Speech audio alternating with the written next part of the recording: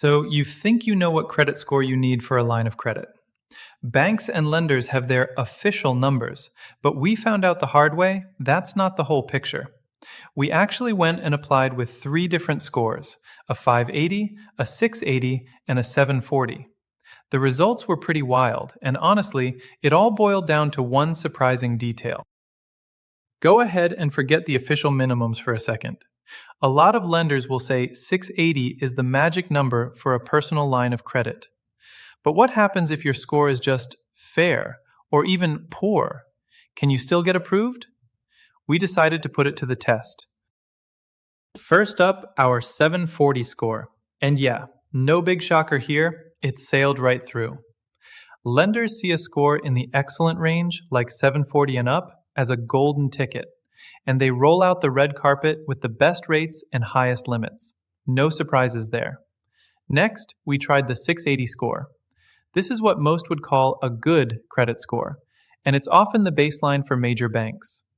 This application got a yes too, but the credit limit was a little tighter, and the interest rate wasn't quite as good as what the 740 score snagged. Now for the 580. This is where it gets tricky. This score is officially in the fair or poor credit zone, and getting an unsecured line of credit is a tough ask. Most of the big banks said no almost instantly, but some online and specialized lenders were actually willing to talk, just with much, much higher rates.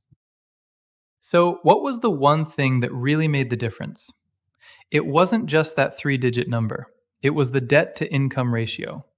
Turns out, lenders care less about a mistake you made years ago and more about whether you can actually handle the payments right now.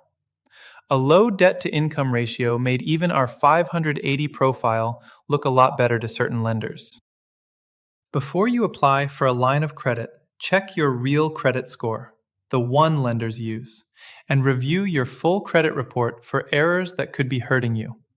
You can access both for almost free for 7 days. Don't guess your chances.